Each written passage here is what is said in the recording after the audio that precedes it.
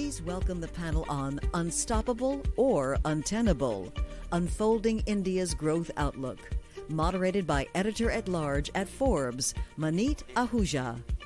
That story needs to be also known. Good morning, everyone. I'm thrilled to be back here at the Milken Summit, and this morning on such a timely topic.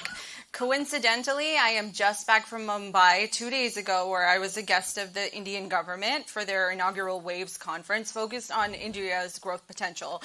And so I'm super thrilled to be here with such an illustrious lineup of industry and experts on India. And so without further ado, I will kick off our introductions. We have Alok Agarwal, Senior Advisor, Reliance Industries Limited, John Chambers, founder and CEO, JC2 Ventures, Vinod Giri, Managing Partner of the National Investment and Infrastructure Fund, and Ambassador Atul Keshup, former President of USIndia Business Council and US Chamber of Commerce. Thank you all for joining us. Morning. So I want to kick off with basically India's huge growth potential. India is on the brink of an economic explosion with projected growth rate of 7.2% for the upcoming fiscal year. And just 2 days ago, Prime Minister Modi was talking about India as an orange economy, 3 C's, creativity, culture, collaboration. So I want to open the first question up to the entire panel. What does that represent for you and the vision that India has for the next several years? Can I go first? Absolutely. Okay. So the Prime Minister's laid out the vision, which he did 2 or 3 years ago, which is taking India all the way up to 2047, which coincides with 100 years of independence. And it's an ambitious vision. It makes India the largest economy in less than 15 years from now. And it has a view that India would lead not just in terms of economic growth, but equal and inclusive economic growth. We have responsibility because we are 1.4 billion people, and all of whom need to equally see the benefits of that growth. So his vision is laid out. It's an ambitious vision, but we are on track as far as his vision. John? You know, it's interesting. I've been the biggest bull on India for 20-some years. I made Cisco's second world headquarters in Bangalore at a time that no one really understood what the potential could be. But India had always been a slow follower. And what has changed under the Prime Minister's vision is India became a leader in many, many ways. Once that came into play, all of a sudden it was obvious to me that India would be the largest economy in the world, and I think I was one of the first to ever say that in terms of the opportunity, but also one of the most innovative economies, not something that does a labor arbitrage for the people, but a chance for inclusive across all 28 states and 8 territories. And perhaps the most exciting thing to me is what India and the U.S. could do together in a common vision of how do you change the global economy to the benefit of every one of the citizens. So I think India is just getting started. Every time that I've made a prediction, it's been too conservative, even though people said it's not a chance it will happen.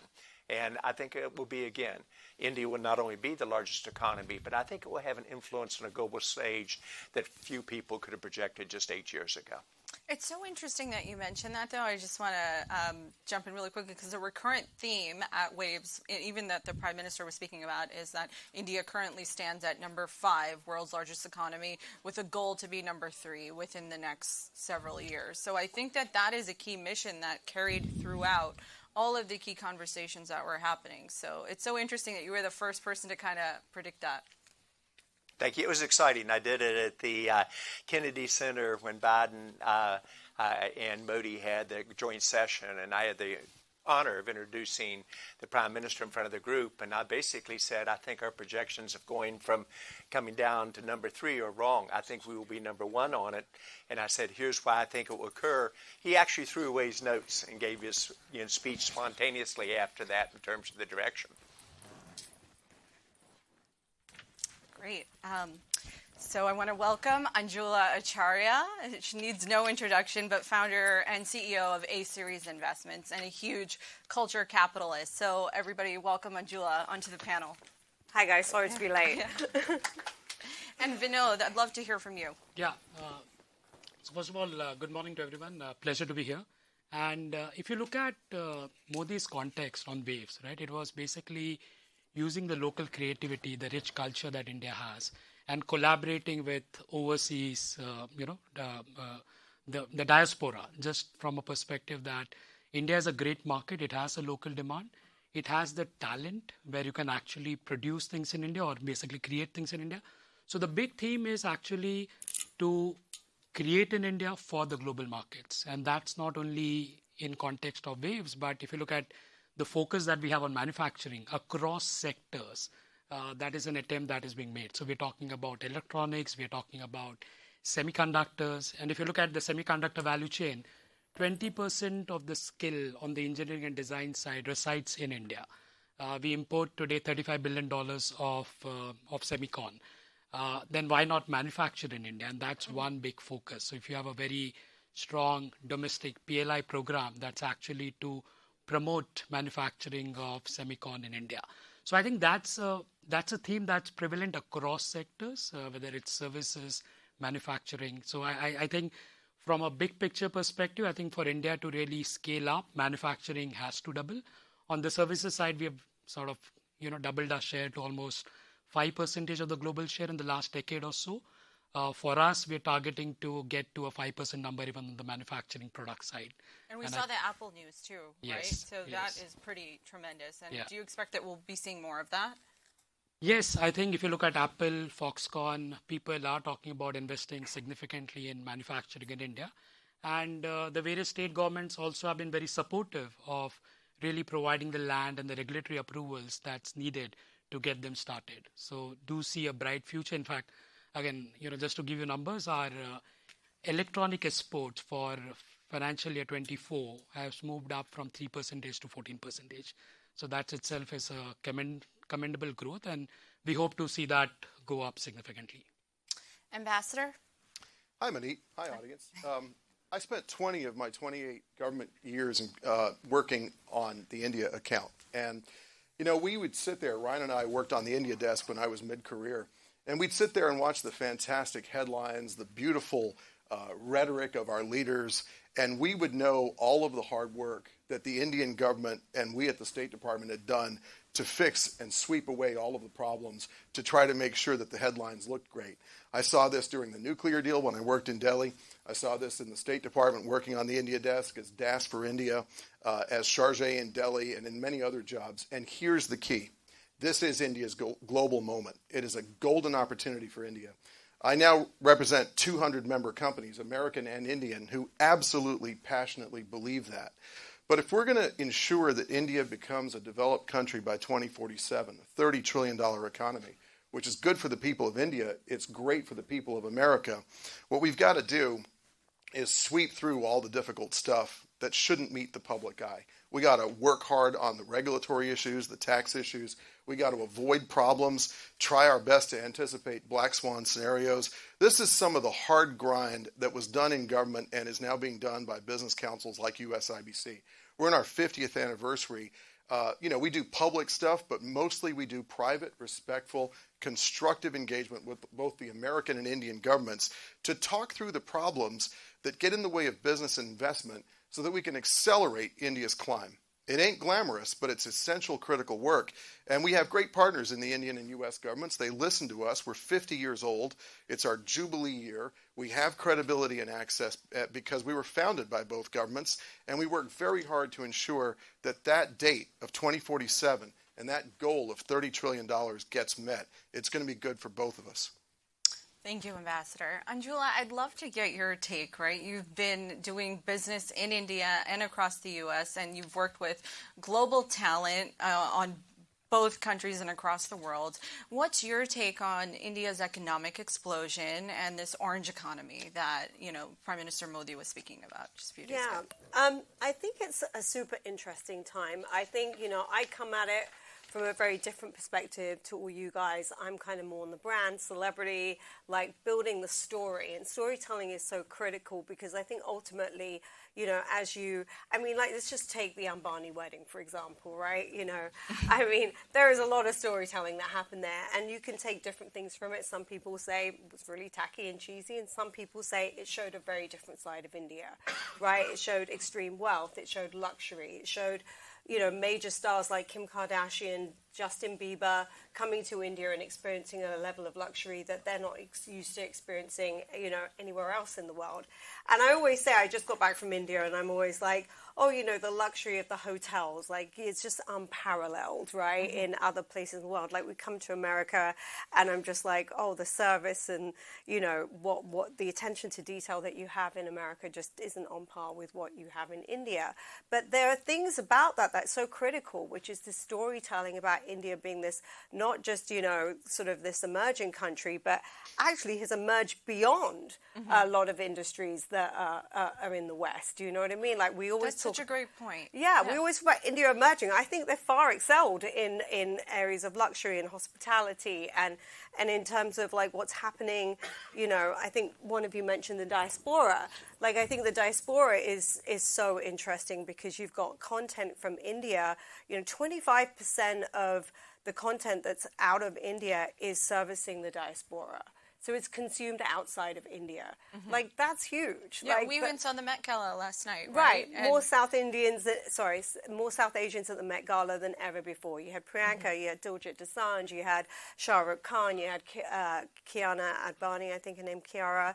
But yeah, I think what's so interesting is kind of what's happening from a storytelling perspective, and that could be through pop culture, luxury, you know, hotels, whatever, that whole piece, but it could also be through Bollywood and South movies and what's this explosion that's happening in like Bhangra and Punjabi content. I want to double back to you for a second. We've worked together a lot over the years, and Anjula is somebody that I dubbed in Forbes as a culture capitalist, and she's behind bringing such huge names like Priyanka Chopra from Bollywood to the U.S., and many of you know that, and in addition to many other names, but she's also invested in a tremendous amount of huge startups that have hit unicorn status and beyond. And so I'd love to just drill down a little further, because you were speaking about how India has advanced beyond other industries and these sub-verticals like food, music, fashion, and culture. Weigh in for a minute on that. Yeah, I mean, I think it's so interesting. I'm like really obsessed with the diaspora right now, like from the perspective of you've got like artists like Diljit Dosanjh, who's a Punjabi, North Indian, Bhangra artist, who's selling out Staples Center. Like, there are many Western artists in America, born and raised here, who are huge that you would know and you would think are more mainstream than Diljit, that cannot do that. Right. So there's this whole explosion of the diaspora and the money that they are putting behind experiences. And you see that also in restaurants. And number one most hardest restaurant to get into right now is Bungalow. It's a New York City restaurant. It's crushing it on all levels. It's one of the hardest reservations to get today, right? Why is that? You know, there was a time when our parents' generation and even some of our generation would say, I don't want to spend like, you know, $14 on a piece of naan bread. You know, I can make it at home. I can get it cheaper, all of those things. But that's completely shifted. Like South Asians, the diaspora, they want experiences and they're willing to pay for them. And I think that's a huge cultural shift. And I think that gives India a huge opportunity to, as someone said here, service the diaspora too. So I think that it's just really interesting what's happening now and how global economies are shifting and how sort of diasporas really play into that. And as a part of that, we talked about India's population, 1.4 billion. And something that was eye-opening for me, and I didn't realize till I was on the ground last week, was that 50%, and correct me if I'm wrong, but my understanding is 50% of the population is under the age of 30, right? So there was this huge push by Prime Minister Modi and everyone on the ground to try to help push forward content creators and work with technology companies. And layered on top of that, India is projected to hit 1 billion smartphones this year, which is a huge, huge asset. So I'd love to get maybe you, John, from a technology perspective, to weigh in on what that means for India's growth. Well, if you look at the big picture, whichever countries lead in technology leadership will lead in GDP growth, per capita income, standard of living, job creation. Prime Minister Modi got that from the beginning. Unlike many countries, it was his vision, his strategy to put it in place. And he felt that a digital India would be the future for the country, and he's run on that campaign and delivered on it remarkably effectively. The majority of jobs in India and throughout the world will be created by startups that become bigger. The big companies, unfortunately, with AI are going to probably shed jobs in total. So I think he's nailed it. If you're really looking at 1.2 million new jobs per month that is needed in India, you've got to say, how do you get the startup economy going? And like many new creations, it takes you a while to get the momentum. So at first was just how many startups can we start? And remember, almost all startups will have a large technology component part to them, regardless of industry, whether it's the entertainment, healthcare, or actually true tech on the direction. So we measure the number of startups. Then as you got more startups, you measure the number of unicorns. So if you want to know about a country coming out of its past, you look at where the unicorns, how many of them are being generated, what type of growth do you see. So India led in the number of startups looking back about 10, 12 years ago. They now lead in the number of new unicorns being created as a percentage of growth. You know what comes next? Decacorns and the ability to scale. And what we saw was an IPO market in India that for the first time many people said before, we aren't even going to have unicorns, much less IPOs. It was the most active growth IPO market in the world. So I think he understood the implications for that and the ability for it to be an equal playing field as opposed to just be 3 or 4 cities with India that could generate the jobs. So if you want to know about India's future, anytime there's an economy that breaks away in the last 40 years, it's been enabled by tech. And if you really talk about who the leaders will be in the future, it will be those that really lead with tech and the implementation. That's why I'm so bullish on India. At this conference last year, the investors in the room, they asked, what's your favorite location to invest in? Of course, I was on the India panel, so the answer was India. But then I said, if you're going to double down anywhere, double down on India. I think this is going to set the pace for the rest of the world.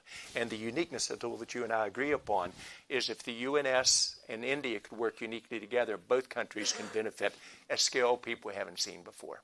And I think you mentioned on our call last week, what percentage of your business you currently do in India? In terms of my total business in India, it's only about 10%. Now, in terms of my Indian diaspora that are members of my companies, which I didn't do by design, and I've got 11 unicorns out of 24 startups, which isn't bad for a young organization on it, and 1 decacorn and rubrics. But out of my team, 60% of the leaders are Indian diaspora.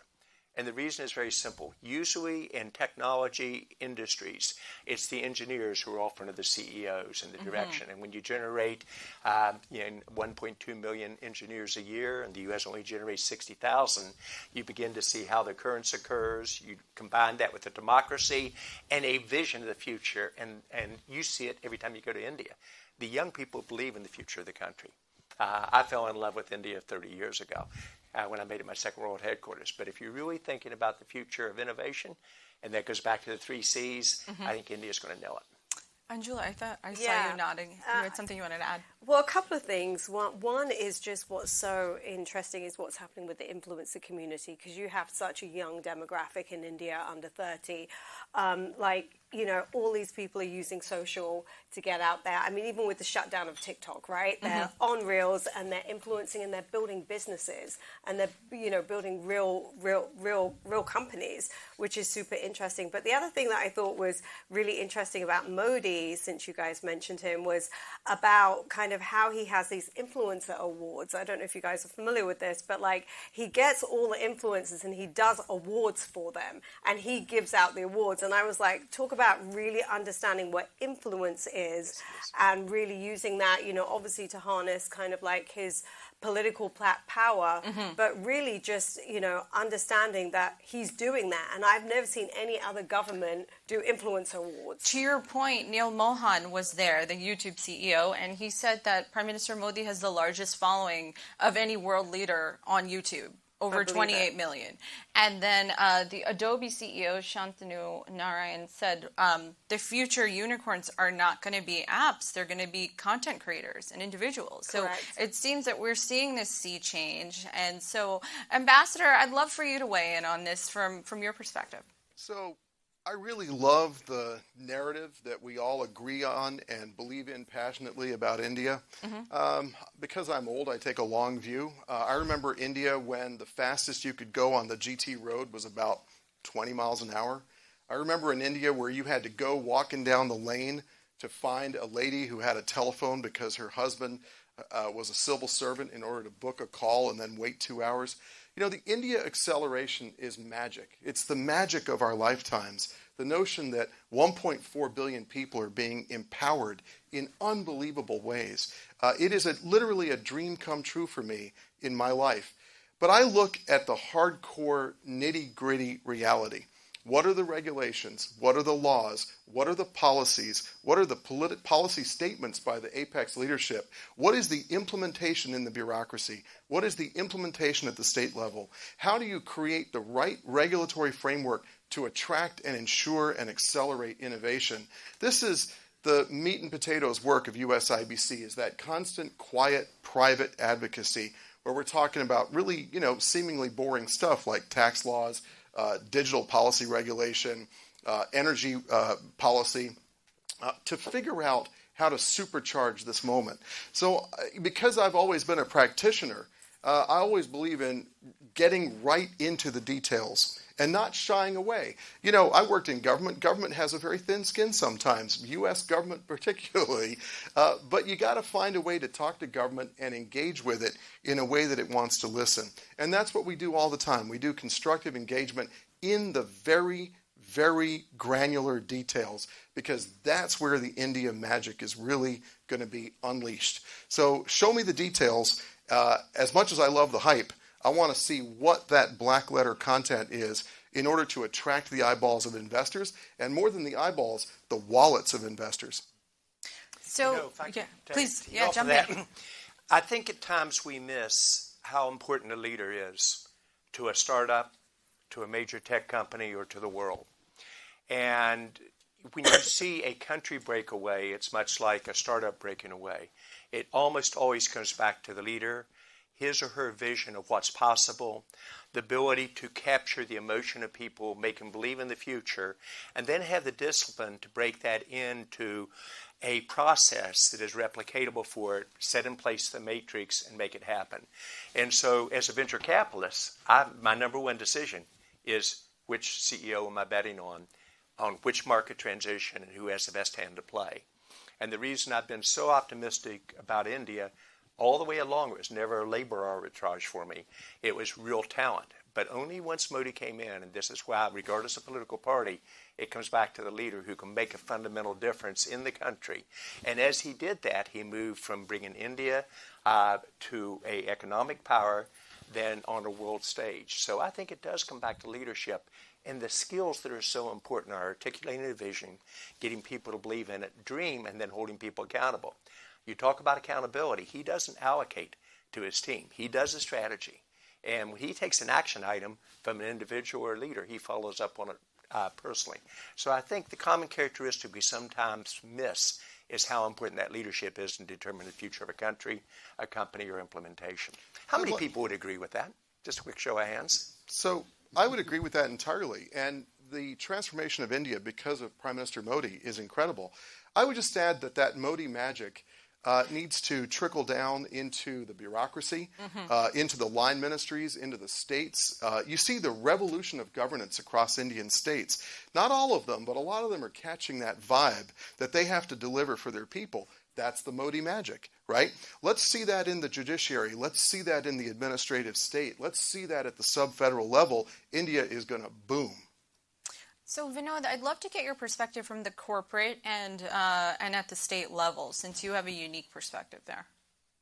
Sure. I think, as someone mentioned, India is actually 28 different countries, right? So we have 28 states, and the implementation and execution varies from states to state. So I think there's a lot to catch up there.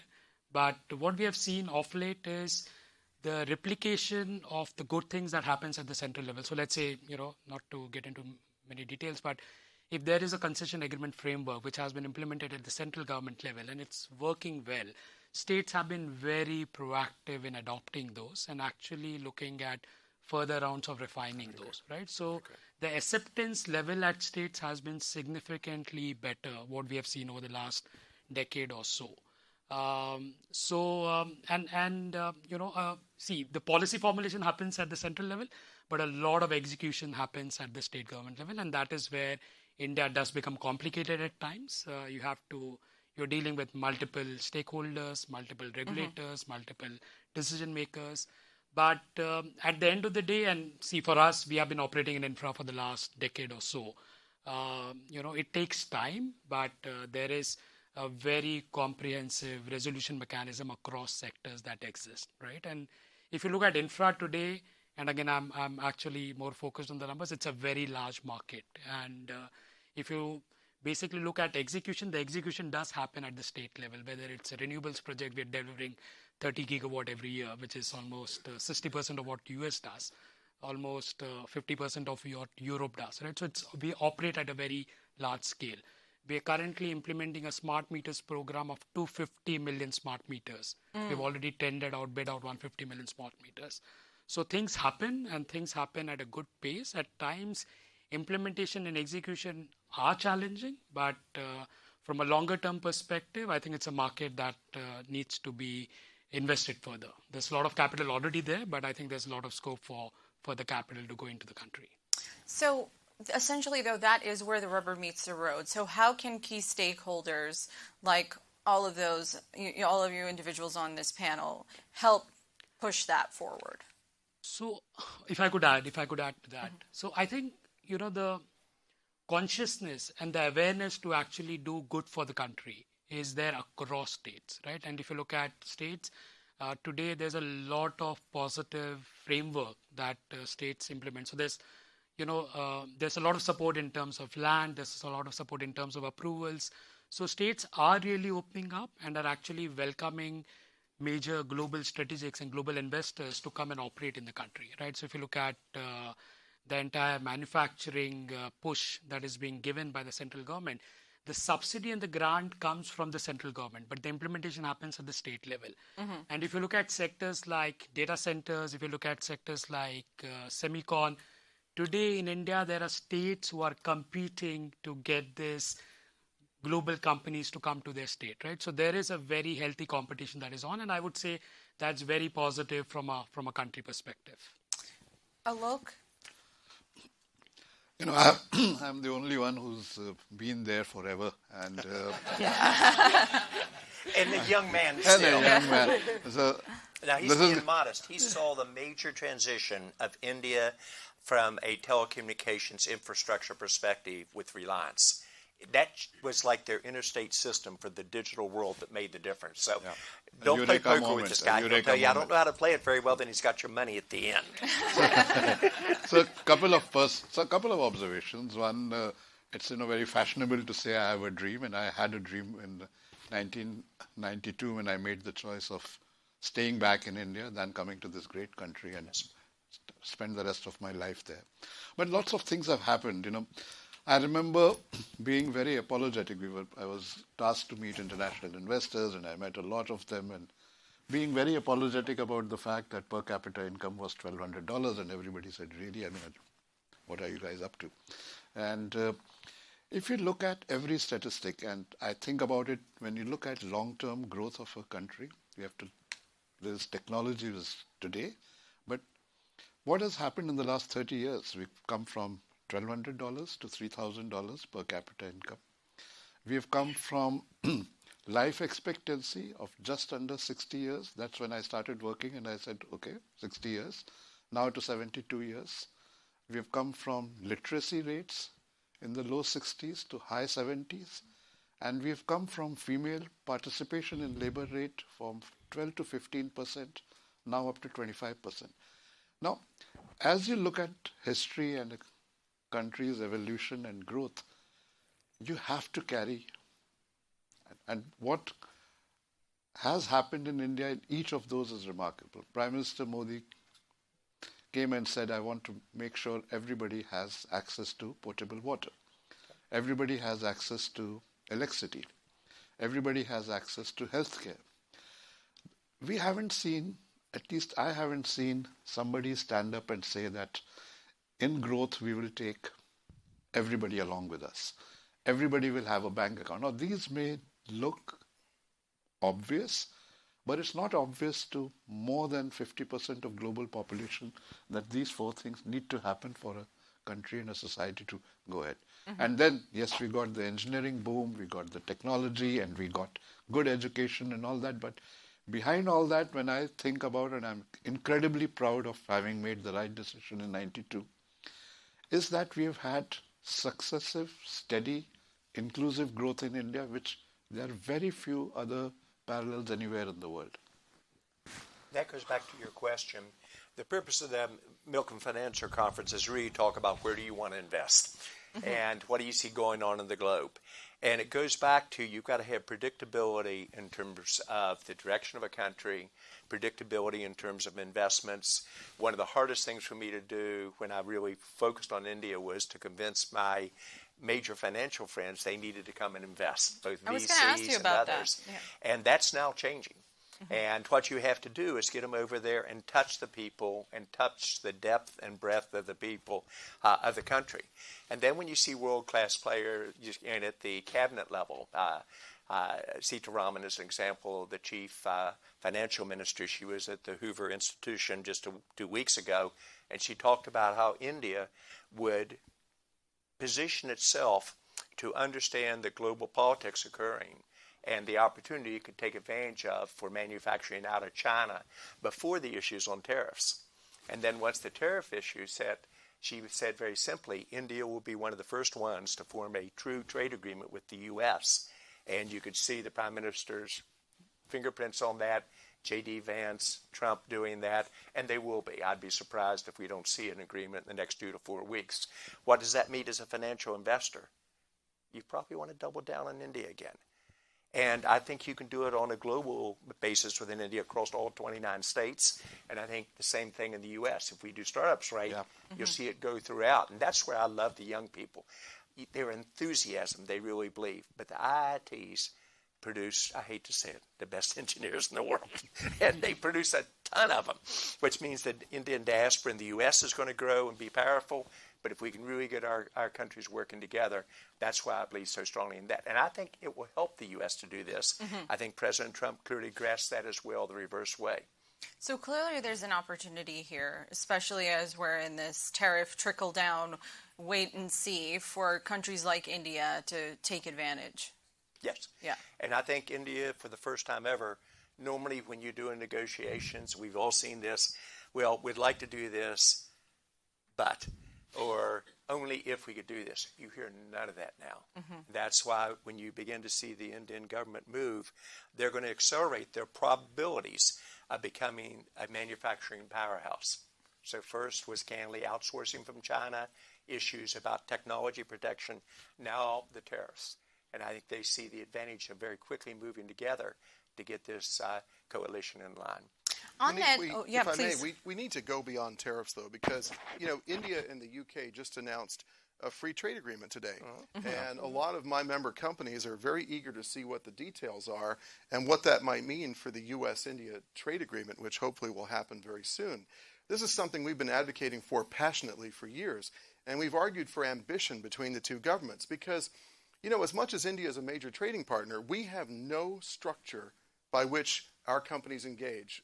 There is no blessing or framework between the two governments. There is no trade agreement. There is no investment treaty. There is nothing for a company on either side to seek recourse from, which we need to change, and we need to change it right away. So I'm very impatient that this bilateral trade agreement happened, that it be ambitious, but that we also not just rest on our laurels on tariffs and on goods trade, but that we actually build out an investment framework.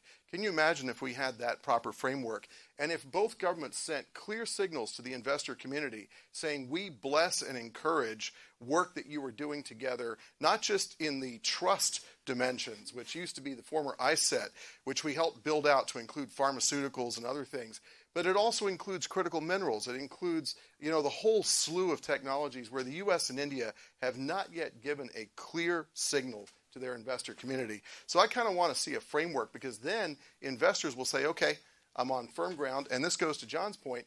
I've got predictability, I've got stability, and then I can work on the return on my investment. Ambassador, why do you think, though, that a trade agreement hasn't been put into place so far? Well, politics. I mean, politics and treaties are the art of the possible, right? And we have had many decades of tough relations with India. I was born in 1971, the absolute worst year of U.S.-India relations. At every moment in my career, I saw things that really surprised me. In 1994, when I joined, I realized that India was on the list of the countries for which we had the highest suspicion about technology. India was on there with Russia and China and North Korea and Iran. As an Indian American, I was shocked by that. In 2000, when I put together the first talks that I had worked on India, called the Foreign Office Talks, my boss and the Indian Foreign Secretary basically disagreed on absolutely everything for 4 hours. When I worked in Delhi on the nuclear deal, the lack of trust between our governments was palpable. We worked through that through negotiation, through a lot of retail diplomacy. And then it goes on and on. When I was APEC envoy, people hated the idea that India become a member of APEC. There was a lot of opposition. So there's been a lot of history between the U.S. and India, especially after 1971. We have worked very hard to address that. Look at the foundational agreements, the Intel agreements. There is so much work that's been done that now puts us in a place where we could have a free trade agreement. We've never been able to get to that moment. I pray we capture it now. I think we can all agree from what we've spoken about so far, India is at an inflection point. And we briefly talked about the unicorn and startup ecosystem. Right now, India is experiencing the fastest growth right behind the US and China. And the startup ecosystem is valued at $450 billion with over 110 unicorns. So I'd love to get your perspective, Anjula, on what opportunities that presents. Yeah, well, look, I think ultimately we constantly talk about, when we talk about India, we talk about 700 million under the age of 30, and we constantly talk about this number, and it's really just a case of how do we put mechanisms in place to really support the growth of that? And the biggest thing I would challenge India to do is think outside the box on it, because there are opportunities that are sitting in India that don't sit in other places in the world, right? So I think ultimately, it's a case of how do we create an infrastructure that allows startups to really thrive, but how do we support this very youth demographic to create infrastructures for them that, and I would actually speak to John about that and really understand what you're seeing in the startup ecosystem, because most of the startups that I work with are here and they go to India to expand, but I'm actually not firsthand at working with companies that are starting there and are expanding to the globe, and I'm curious what infrastructure there is for these young companies that are building in India. Sorry to throw that back at you. I'm this is very the neat curious thing about as well. the panel is we all have different backgrounds, but together we can paint a picture of this rapidly morphing opportunity in front of us. India was the last place to form a technology company just 15 years ago. And even though the schools were beginning to create their entrepreneurial program, they had the democracy that allowed for the opportunity to get here, but you needed the role models. And then as they became successful, once a company was successful in India, what did they do? They moved to the U.S. Right. Then you began to see the companies grow in India and the U.S., and the reverse is happening now, where all my startups must have their second world headquarters in India if they're U.S.-based, and all my India companies must have their second world headquarters in the U.S., and you see the power that exists on it. What's missing was the venture capital, the funding, and the picture. And that's where stability of a country, cooperative government, and ability to accomplish things that never existed in India before on it. That's why I'm so bullish about the two countries together. And you just look at the diaspora with stating the obvious, 50% of the high-tech CEOs in America are Indian diaspora at the biggest companies. So I think it's inevitable this happens. And the more we can say, how do we make it happen? And the old adage, don't waste a crisis. Quick follow-up for you, John, and then I want to go to the ambassador. So in speaking to investors, do they have more faith in the government and the infrastructure now? Because that is a key problem, right? Agreed. Yeah. The infrastructure for telecommunications, thanks in part to Reliance, is the biggest in the world, and it's really good. The piece in terms of confidence in the government predictability, extremely well thought of. And many of these venture capitalists tried to go into India 20 years ago when I first made it my second world headquarters at Cisco, and it just wasn't ready. The confidence is there. But confidence relates back to the currency of a leader in a country. It's about a track record. India now has a track record that is very good. They form relationships. If you watch why I'm so comfortable in this tariff deal happening, you watch how every relationship in Modi's cabinet is matching up to every relationship in Trump's cabinet, one-on-one, and they're driving it through. And so the ability to paint this vision with that, and the relationships are deep on the business community, thanks to U.S. Chamber of Commerce and U.S. ISBF together, both focusing on where to go. And then it comes down to we have trust. And that was missing. Before. On both sides. And it's not missing now. There's an unbelievable trust and a capability. And a realistic, we have to ask for things that are doable. That's such a good point. Ambassador, and then Vinod, I want to get your thoughts. So the startups Before really you are go based there, on... I just want to add to something that John said, which is that we carry, as in Reliance carries more data on its network than all the US carriers put together. Yes. And we are less than 8 years old. And that's just what smart people with vision can get done. And, I don't think it would be possible anywhere else in the world. India has the best digital public infrastructure in the world, bar none. All happened in the last 8 to 10 years. So these are two huge things in which India leads and are becoming foundational for its growth. It did. They have the ability to dream. Ambami, you saw the wedding, and I was there as well. I mean, it was off the charts in terms of what they did. Oh, I wasn't there, but I'm happy to hear you were. And the ability to dream on it and make it happen. Now, I'm a salesperson at heart. I have to point out that whole geo infrastructure is built on Cisco equipment. I know that. I'm not allowed to say it. Business deals happening on the stage. Hey, I don't want to get into the cliche about Bangalore and Palo Alto, but if you've been in those cities, you know how that startup ecosystem is really thriving. Just to inject a light note, I saw the limits of this when I did a tweet and had some of the hottest, most fiery, indignant responses ever after I passed some place in Santa Clara and took a picture of their menu offering and put it on the tweet. And some smart fella in Santa Clara had put together something called the samosa dosa. And for all the Twitterati, that was the limit of innovation with the U.S. and India. So I think we're doing great work. Trust is critical. And just on a serious note, something I saw was a real plateau moment that took us past where we had been was the pandemic. The pandemic it created a new foundation of trust between the U.S. and India.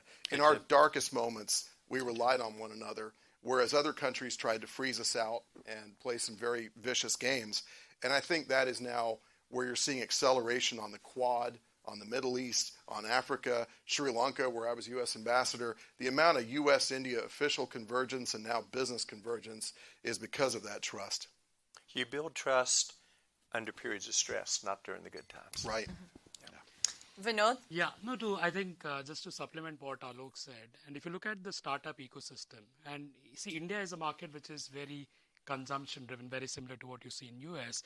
And the beauty about India is it operates at a large scale, and corporates like Reliance have been able to bring down the cost to a substantially low level. So if you look at data points, India per capita consumption is almost 27 GB.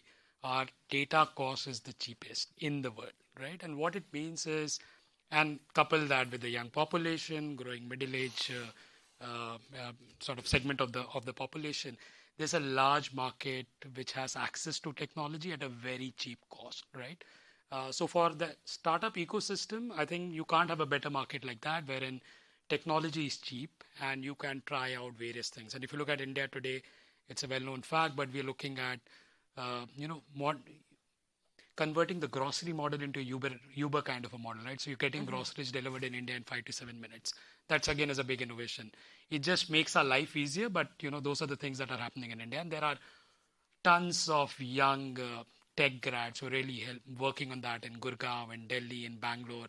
It's a happening place. So it's I would say it's very similar in terms of what you're seeing in US and India. And I think both the countries should really kind of double up and see what it could create magic, actually. Vinod's from Mumbai.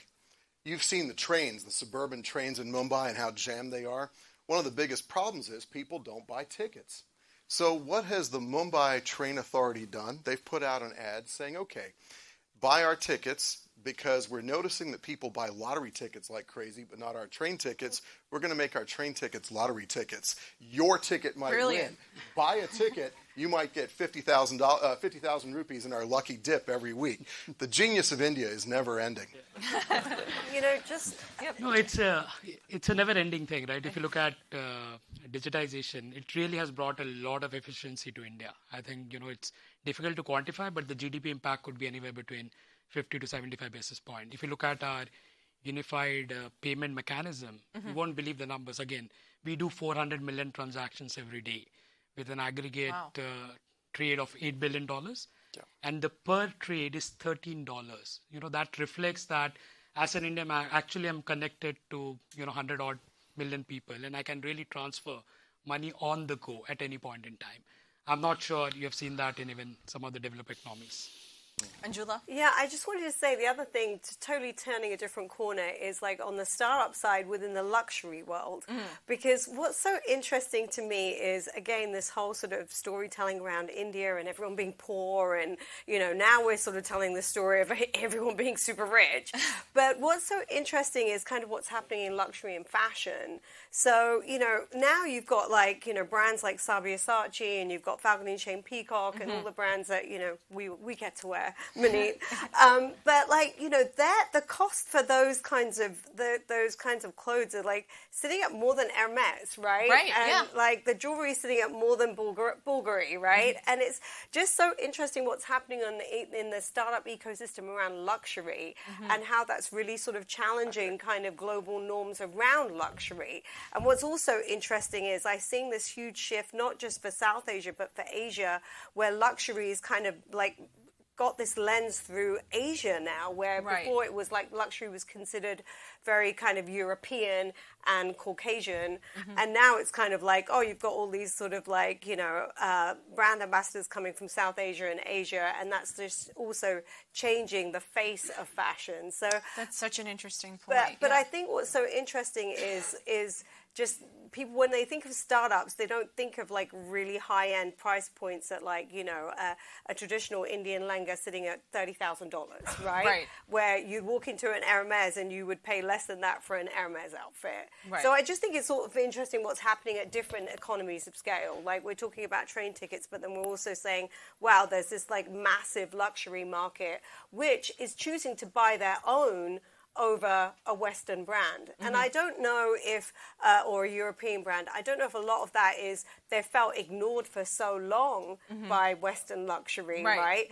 And they've built their own luxury, and now they're choosing that over, Neeta Ambani can, buy a jewel from Bulgari, but she's buying it often from her own jewelers. For her own jewelers. And even taking that a step further, I'm sorry, I just want to add that point on luxury. You mentioned Falguni Shane Peacock, right? And I didn't realize until I started spending time with both of the designers that their priority was really designing Western style clothing in their next era evolution, and that they had a huge market for that, and it wasn't just the traditional lehengas, but that the demand for that was going on the backs of all of these Hollywood celebrities like Beyonce, J-Lo, you name it. Yeah. I think there's a huge shift. What's so interesting is you've got the Indian apparel, which like I said, I was in a Falcon & Chain Peacock store, and there was a bride in there, and I hope they don't mind me giving numbers, but she'd bought 6 outfits for $350,000. Right? Wow. That's not really happening in an Hermes in Madison Avenue. You know what I mean? It's so interesting when you look at the economies and how different they are. But then you've also got, them coming to do Fashion Week in New York. And, same thing. They're selling, an outfit more expensive than Chanel or more expensive than Hermes. And they are selling, and you've got people like Beyonce wearing their clothes. So I think there's also this huge shift in luxury, which is not really talked about very often. Right. John? I'm going to key in exactly on that, and something that will surprise you, because I have very little taste in fashion. At least that's what my wife believes, rightly so. But what you're seeing in fashion, both in India and even at the jeweler's level, and that includes the people you mentioned before, is their number one worry is what is AI going to do to their core competency area. And that's true on the jewelry design, it's true on the fashions, etc. And I think it's so important in the industries you represent that each of these companies think how they're going to use AI dramatically different, because all of a sudden what was an art can be brought together so quickly, and it will change industries. And I'm going to transition now back to the bigger picture. If India doesn't lead, ideally with the U.S. as its partner on AI, we will miss the opportunity. Whoever leads in AI in every industry, from fashion to healthcare to technology, is going to be the leader in defense, per capita standard of living. You can drive productivity at 7 to 10% per year. As a financial person, I don't need to tell you what that means to the price of a stock, regardless of where you are, if your company's doing that. I have 3 daughters who are not yet married, so I hope they do not watch this panel and do not hear Anjula's amazing observations about luxury. But I want to take that forward to what our member companies are already doing. There may be some members in the room. In India now, U.S. and Indian companies are working together on designing molecules for the future drugs that keep humanity safe. Yeah. In India now, U.S. and Indian companies are designing refined aerospace parts that help ensure our deterrent capability. In India now, there are people working to ensure the protection and sustainment of the global financial system, working with New York banks to design financial innovations for the well-being and happiness and prosperity of people all around the world. There's some cutting-edge stuff happening in India in every field of endeavor, and Anjula made that very important point, that what's happening is a level of innovation that is going to fuel the happiness and prosperity of India. It's going to bring the whole world along. I grew up in Africa. I was born in Africa. Africans respect and appreciate Indian investment because it's a true partnership. When I was ambassador in Sri Lanka, that was not true about Chinese investment, which was really just loans. So there's something, again, magical about what's happening with India. There's an incredibly strong partnership being built across every field of human endeavor with the people of the United States. The 2 great democracies of this century, the 2 greatest democracies on earth, have unlimited potential because of that innovation. So we only have a couple minutes left. I want to also make sure we open it up to questions. We have a jam-packed panel room here today, so I'm sure a lot of you have questions. I just want to ask one final question, but I'm going to try to moderate how much time we take because I want to be fair to the audience here. So as you look ahead to the next decade, what is your vision for India's evolving role on the world stage? Anjula? I think because I have such a major issue with the way that people perceive, I'm about brands, that's my world, like about the way people perceive India. Like now it's like, you know, before in Hollywood it was like Indians were considered to be, techies or terrorists. That's what I would say. And that's really changed if you look at Hollywood now. And I think that storytelling is the thing that I want to change, where we're not just talking about either like poor people or really like tech. We're talking about a really global story that is all encompassing. It's luxury, it's fashion, it's celebrity, it's tech, it's AI, it's like everything. So for me, what's exciting is to see an overall story that really presents India the way that I see it. Great. Alok?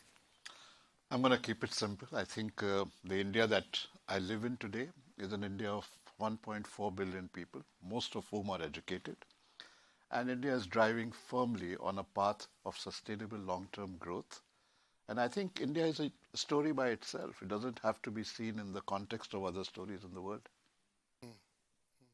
John? In 2017 at Vibrant Gujarat, we said India would be the model for the rest of the world and become the #1 economy. Most people kind of went by what it really meant. India now is in position to do that. And I think they're doing something that the U.S. could learn from, because often we think, well, they're following the U.S. lead. Many times they're disrupting the U.S. If you look at the technology lead, many people realize the future of the economies would be around semiconductors and the knowledge.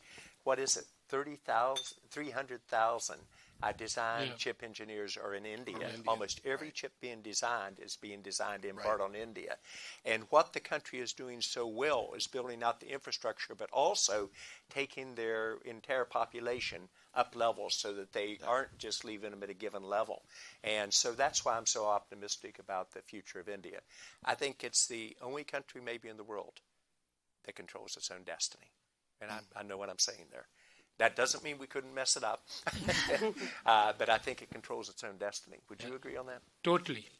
I think we are in great shape. If you look at both from a domestic balance sheet perspective as well as a global balance sheet perspective, I don't think India had any better time when it comes to macros. I think from our perspective, it's about really getting to the target on the manufacturing side. And more importantly, I think, is the growth on the per capita way, because we're still at a meager $3,000. I think we need to really scale that up. That will be really, I think that is one thing that needs to be done for the public in general, because 3,000 per capita is not a great point to be in. I think we have progressed significantly, but I think we need to scale that number up significantly. Totally agree. Ambassador? Maneet, I always take a national security perspective, and I think that it's really important that our two great, diverse, democratic nations help frame the rules of the road for the world of the 21st century, whether that is in commerce or it is in the ways that countries interact with one another, the rule of law, artificial intelligence, and making sure that it is citizen-focused and ensures the freedom and dignity of citizens. These are where the U.S. and India have to talk to one another. If we can work well together, we can lead the entire world on framing the realities of the people of the entire planet for the 21st century. And then I'd make a final plug on U.S.-India collaboration in Africa. I was born there. I grew up there. Africa is the next big thing after India in the later half of the 21st century. If we can work together well to help empower Africa's economic empowerment, that will be a great project between Delhi and Washington. Well, it'll be the next panel. But I want to open it up to audience questions. Angela, do you mind handing me the iPad? Yep. I apologize. I did not tell you guys to send in your questions on the QR code. So if there are none here, then we'll just call on, okay, there's no questions here, but I'm sure there are many in the audience. So over to you. I'll try and speak up. Unique is obviously uniquely positioned. So with everything going on, and they continue to make this walk that fine line between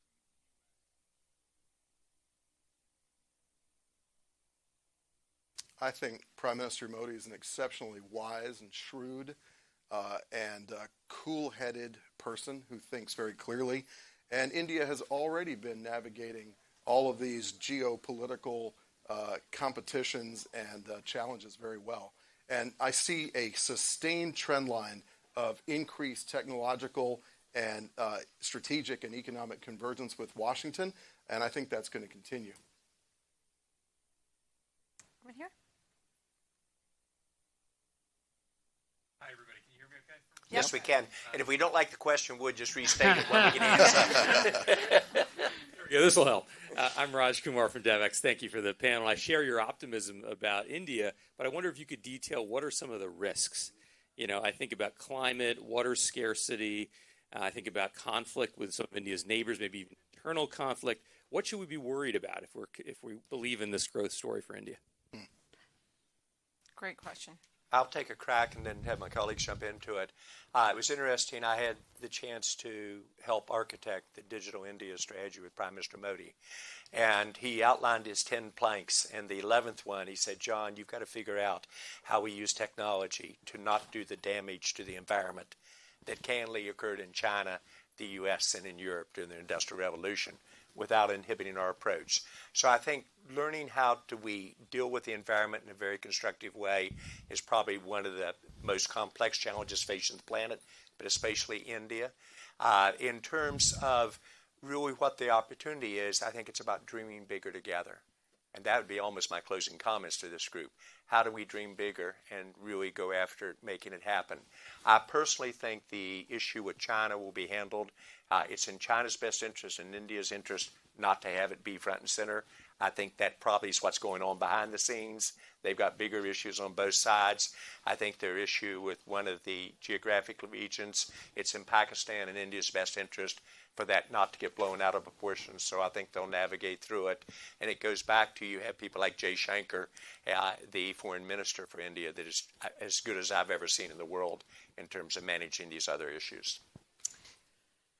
Right here. You, yeah.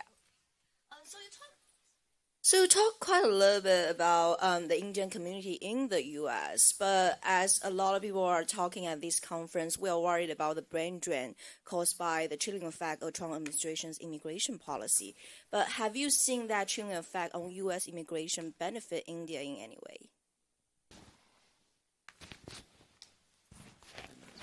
It's for me. Oh, good. I get the easy question. Thank you very much. On classic diplomatic trick, deflect. Good with toddlers as well. On the risks, I'd like to say that I thought John spoke really well, but it's very important that India believe in itself and that India undertake the necessary additional reforms to modernize its administrative and judicial state so that it can really power up to being possibly the largest economy on earth. On immigration, I think I go back to Winston Churchill. He said, or it's attributed to him, a quote that he said something like, when the Americans have tried absolutely everything else, they finally do the right thing. Ours is a nation of immigrants. Our innovation immigration engine has powered our prosperity and helped lead the entire world. I don't have to boast about that. It's a reality. And so I think that what's happening is that innovation between Americans and Indians, because of that trust, is increasingly unrelated to the geography in which it's happening, thanks to the internet. So no matter what happens with immigration policy, no matter where people live, in the companies that are members of USIBC, they are innovating in an absolutely seamless fashion. I don't see that stopping. The brains are in India. The brains are also here because a lot of them are Indian and Chinese and from all over the place. And we're going to see our two countries power the entire world with their brain power. So with that, we're out of time. I want to thank all of my incredible panelists, and thank you all for joining us. Yeah.